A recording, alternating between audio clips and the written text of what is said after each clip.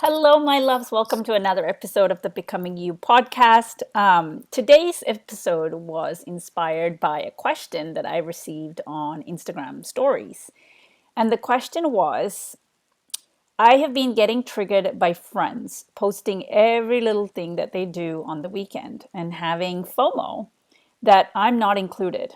And I wonder why you post everything. Any advice or thoughts? And, I typed out my response in Instagram stories, and there's such a huge outpouring of, oh my gosh, like I feel you, the coaching advice that I gave really resonated with a lot of people. But so I thought I'm going to record a podcast episode about this because it seems to be an issue or a challenge that many, many, many women struggle with, including myself. So it's this idea of, when we see other people out having fun, especially groups of girlfriends, we tend to feel hurt and we wonder, like, why am I not invited? Or what do I have to do to be included in that circle? And it really hurts. So to give you, and I can speak about this because I've been in that position, I have a lived experience of this. And I have gone through this for many, many, many years. I've cried about it. So growing up, I moved around a lot, and I wouldn't say I felt it was difficult to make friends until I probably moved, like when I moved to the UK from India. I definitely struggled to find like where I belonged because I was the only brown skinned person in the part of England that I lived in. And it took me a while, but I found a close knit group of friends. And then the same thing happened at uni. I had a handful of friends that, I felt like I was included and accepted. But the problem really became a problem after marriage and I moved to the US. I left my entire support group behind and I had to start over from scratch to find girlfriends. And for me, I always had girlfriends. I always had people that I could call and speak to or have girls' night out. Like I used to love going dancing, right? And when you're at university, you have kind of like a ready-made set of friends, especially like the kind of university that I went to. I lived on campus and you were just surrounded by, people from 18 to like 21 or 22 years old at college, and you always have company, always somebody's room that you can go hang out in. So many opportunities to meet new people through the clubs that you belong, through the classes you take, right? And once you leave that environment and you get married, and if you don't, especially if you don't tend to live in the city where you went to college, you really are left to start from scratch. And I remember moving to the US, but again, I was in a university environment because I started my MBA. So I had my MBA people that I could hang out with. But once I moved away from that campus environment and moved into this neighborhood of like the all young married couples with just starting to have babies, right? I really started to feel like I was back in high school. Not even high school, because I didn't really go through that. And I was like, what on earth is going on? I started to have so many insecurities about what's wrong with me? Why am I not being included? And wanting to be one of the in girls in the popular set of women. Like there was, 20 to 30 women in that neighborhood. We were all in the same age in terms of like life phase. We were all in our probably late 20s to early 30s, all had kids. And I would see these women post on social media like the nights they were hanging out. And I would get invited to some of them, but the invite I always received was in the larger group, like when 30 to 40 women were hanging out, right? But then there was this intimate group of like 6 or 7 that I was never included in. And then the problem just compounded then when I moved from Texas to Maryland. And I found it really hard to find a circle of people where I felt like I belonged, where I could just put up my feet and be myself and just chill, right? I believe that sisterhood is so important to having a full life because our spouses can't provide us everything that we need and they shouldn't, right?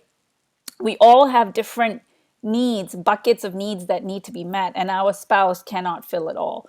And I follow Jay Shetty, who's a, like a renowned spiritual leader, and he talks about, for a healthy marriage, you need to have dates with your spouse. You also need to have dates with yourself, and you need to have dates with your closest circle of friends, because each one of those dates provide something different, a different kind of nourishment. And so I was missing that bucket of having nourishing girlfriend dates. And so I started to work through my pain because I was called out. At one time, I remember I was in the midst of healing this wound.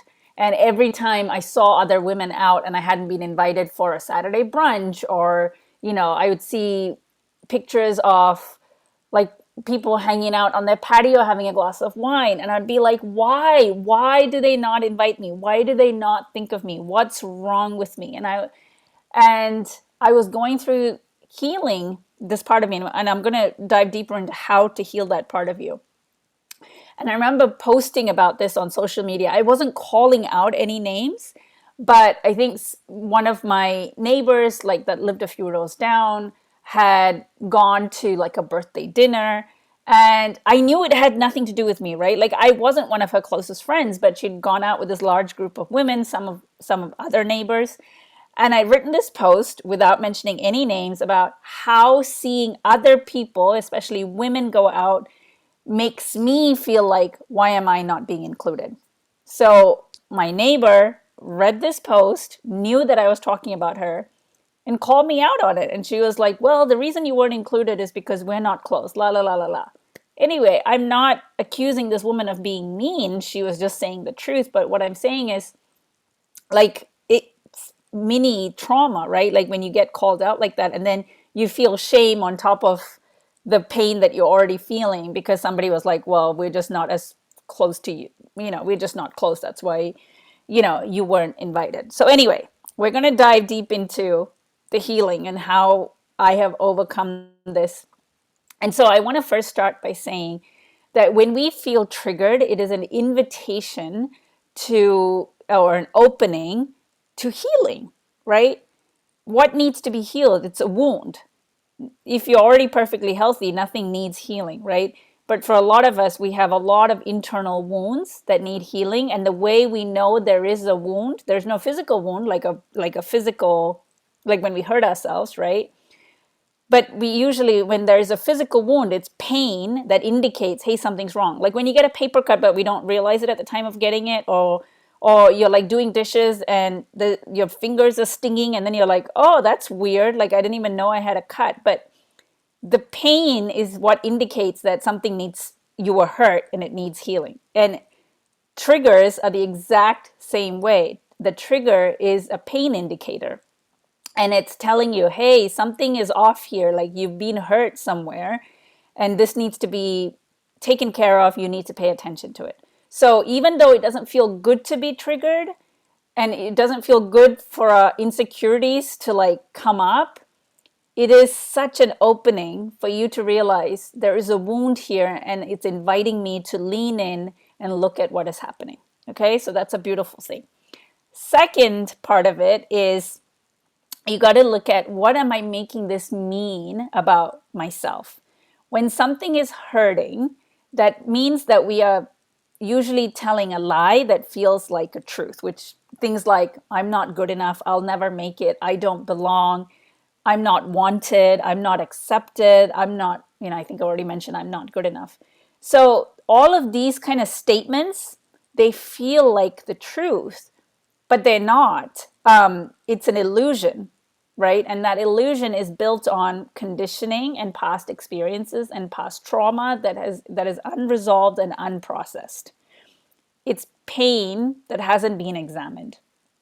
So this exercise can be painful, but I invite you to look at and complete this journal prompt, which is, when I'm not included, that means that I am blank, right? And go deep on this exercise in order to excavate or realize or find out what our deepest beliefs are, we need to work at it, right? It's not the first answer you come up with. The first answer is a surface level answer, and you have to keep going deeper.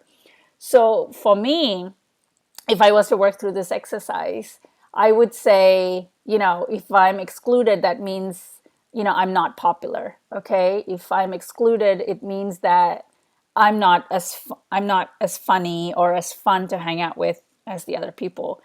If I'm not being invited to things, that means I'm not cool enough, right? These are all surface level answers. So I'm going to dig a little bit deeper.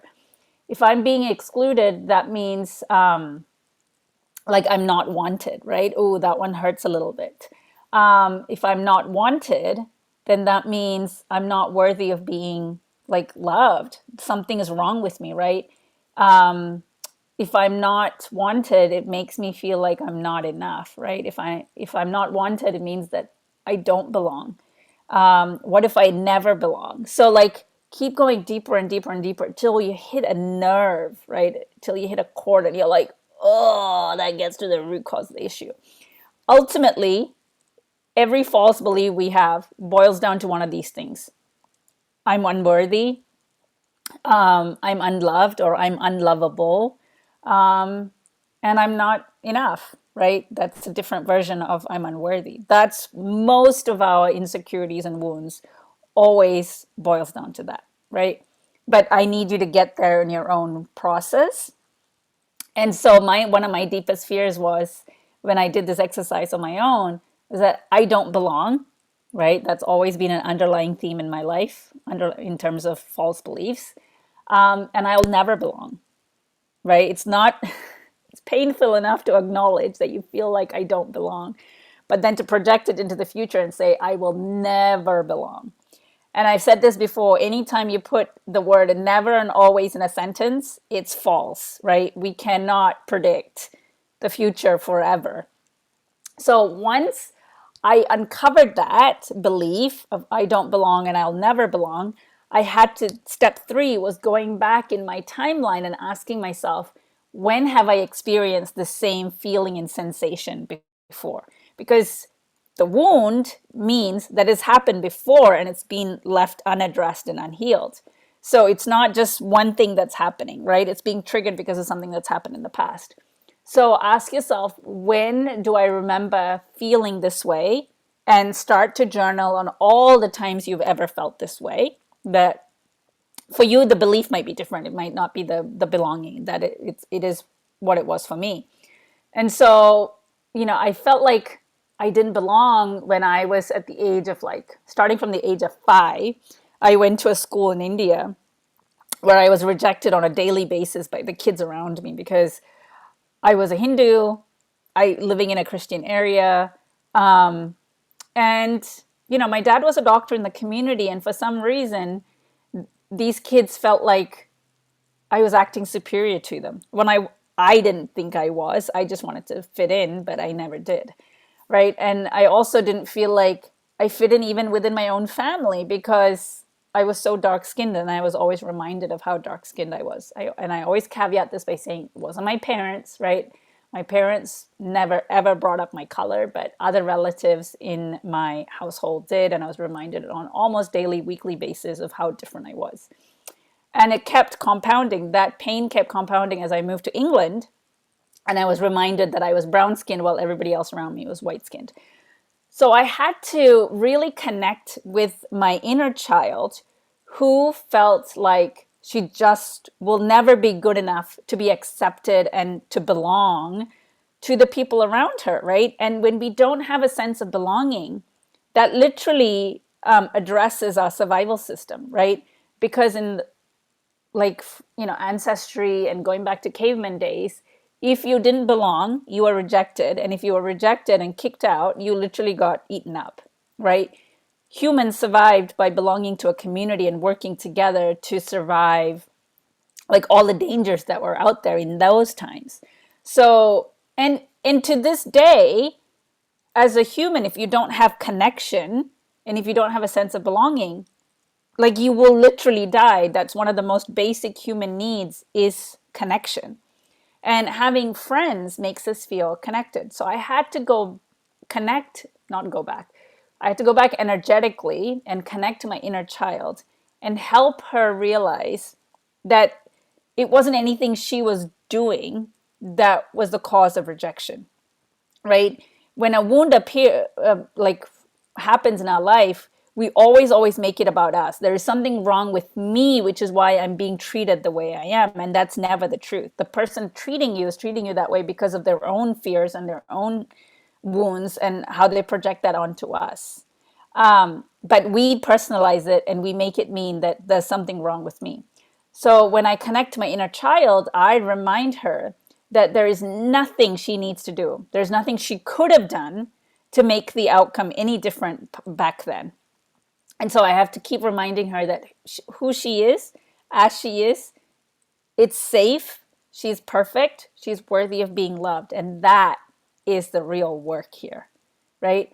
She is still whole, even though she may not have the number of friends and the type of friends she desires.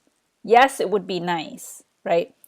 But she is still a complete and whole human being. She does not have to use that as evidence to tell herself that she's not enough and that she's unloved, right? And connect to so you're basically reparenting yourself. Knowing what you know now about the fact that we are divine, that other people project their fears and their pain onto us and make it feel like it's our fault. Knowing what you know now, if you could go back in time and connect with her, what would you tell her? What would you offer her? What would you show her, right? And these are things, like you're not going to go back in time and tell a child, you suck and that's why you don't have any friends, right? Like, would you say that to someone who's hurting? No, because when we see another human in pain, our instant reaction, our gut instinct kicks in and offers love, because ultimately we are beings of love, right? We are walking embodiment of love. That is the truth. That is where we came from. We came from love.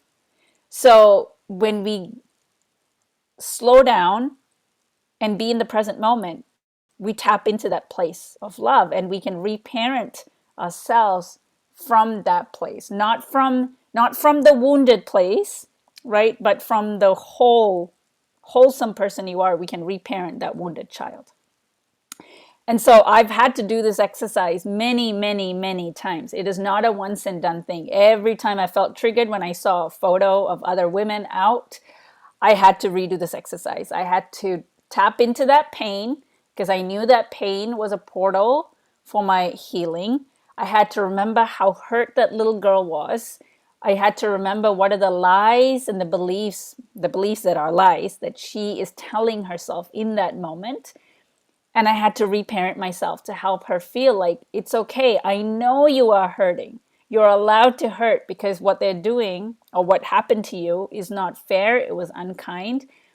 But the reason you feel undeserving and unworthy and rejected is not because of what's happening today, but because of what you are led to believe by what happened way back then when you didn't have this defense system, when you didn't have all these tools to know that you are whole just the way you are, that there is nothing wrong with you, right?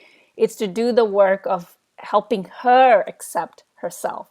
And as you do that, the self-acceptance and self-love will be present today as well, right?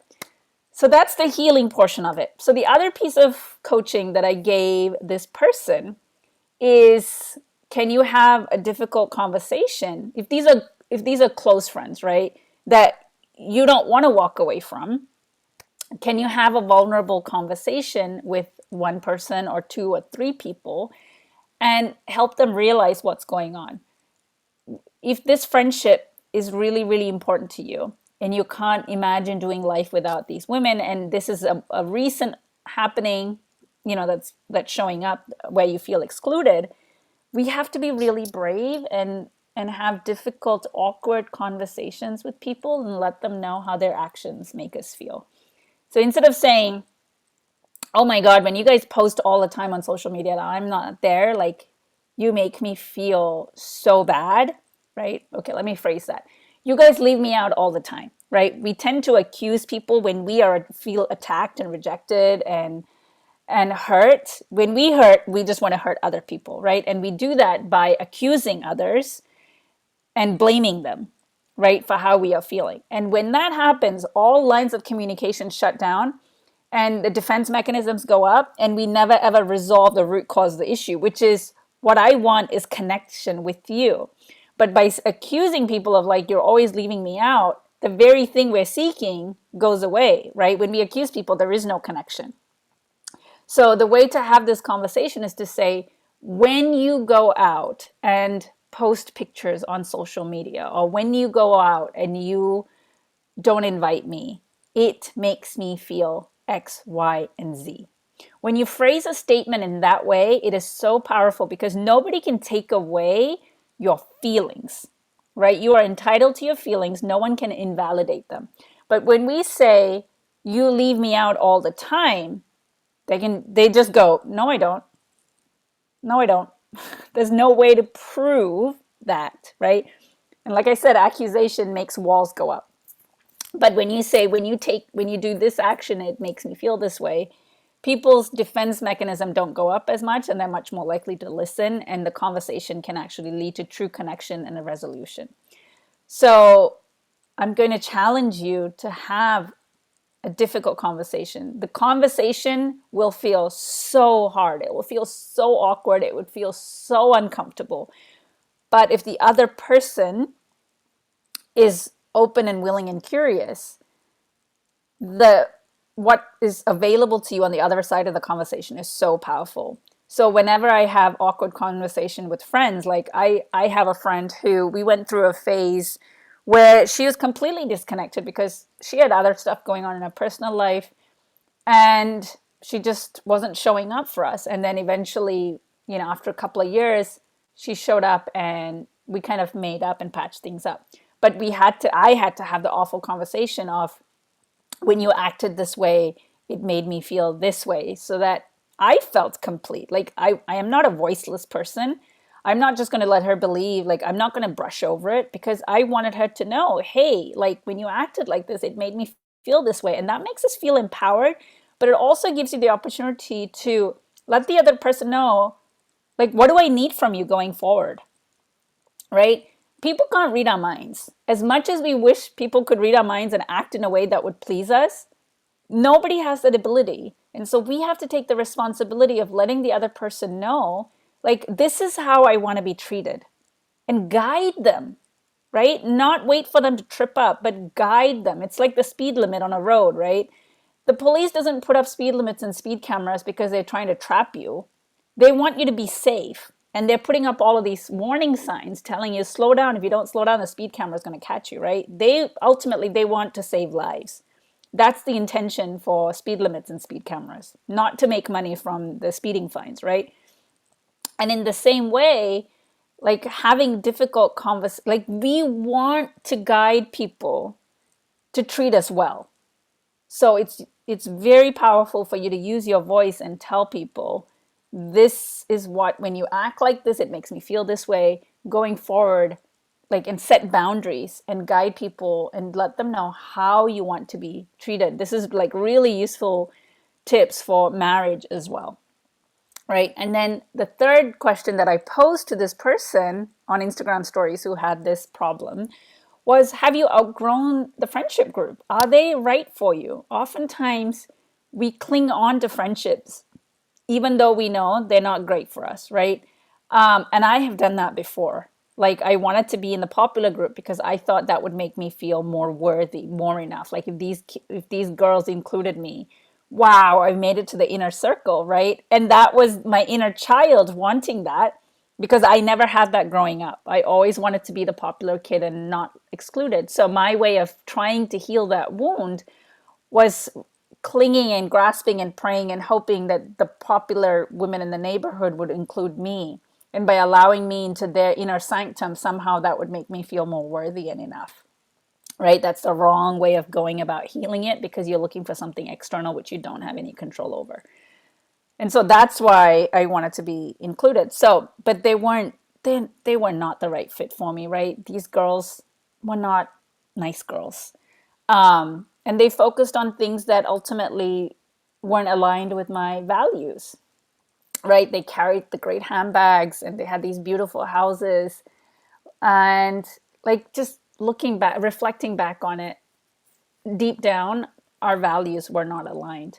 So my question to you is, if you tend to struggle with friendship groups, are you clinging or yearning for a friendship group to make you feel more popular? Or would it be better to look for a group of friends that understood who you truly are, right? They might not be the popular girls, but you want to seek friendships that make you feel really good to be you, and you can have deep soulful conversations about the things that matter, right?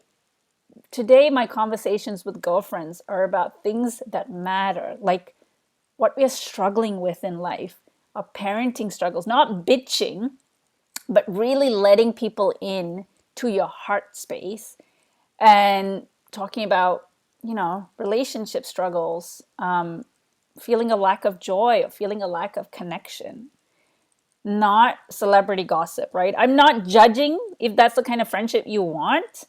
That if that's right for you, go for it. But that's not how I thrive in relationships. Like having gone through the journey that I have in the last few years, I realized that I really felt alone and disconnected and felt like I didn't have enough friends because I was trying to connect to them on the wrong things. But now I don't have a large group of friends, but the friends I do have, when we're on the phone or we're FaceTiming, we talk about the shit that's important, right? So ask yourself, have I outgrown these friend circles, or have they outgrown me? Like, maybe we're not aligned to one another, and what their values are not the same as my values. And it's okay to cut it off. It is okay to walk away and try to rebuild genuine connections from scratch. And so it's better, I find, and it's easier to find connections when I find that you're all on the same journey to life goals, right? I have found the closest of friends from connecting over healing, right? As I share more and more about my own healing journey, I have drawn in women who are also on that same life path. I found women that through the coaching programs, the group coaching programs that I have personally gone through, masterminds, that's where I found my closest friends, right? Because we're all on the same journey. Not because I went to college with them or, not because they live in my neighborhood. That's the kind of one that I was yearning for. But now I realize that all my friends, most of them I've never met in real life, they're all online, and I've met them all online. So finally, there was a final point I wanted to make about can you initiate, right? We often wait for things to come to us, and we are scared to put ourselves out there. So if you feel like if you're being excluded or you don't have the right set of friends, instead of waiting for it to fall into your lap, how would it feel to go out and organize or reach out to someone that you have been wanting to make a friendship with and be completely honest with them? I have made friends that way where I've been like, hey, like I feel like we have a real connection. Whenever I've had like 15-minute coffee dates with people. I've connected to other women for business purposes, but I really resonated with them. And I've emailed them after and said, I love the time I had with you, and I would love to, develop a deeper personal connection. Would you be open to that? And then proposing like what it is that we want to do. It is really scary to do that, and it feels like weird because you're taught to never put yourself out there like that. And that's not cool. Like, what will they think of me? That's like we have all of these hangups about what it means to put ourselves out there, but it all comes from a place of like, I don't want to get rejected. What if I say that and then they feel obligated, right? That's on them. Like they need to be aware enough to say yes or no, and you need to be in a space strong enough where you know that if they say no, it has nothing to do with you. Maybe they didn't feel that connection, and that's okay. That person wasn't meant to be your friend, and we move on, right? So there's many layers to this question of how do I form a friendship group that feels really good, but your healing has to come first, and then the rest will fall into place. Okay? All right, you guys, that's all I have for you today. I hope you found this useful. I would love to hear from you on my DM on Instagram or TikTok if that's where you listen. Or send me an email and let me know how this resonated with you, what felt like an aha for you. And let's keep this conversation going because I feel like this is such a topic that's needed, especially with women. All right. I love you guys so much. Have a wonderful, wonderful rest of the week, and I'll catch you on the next episode.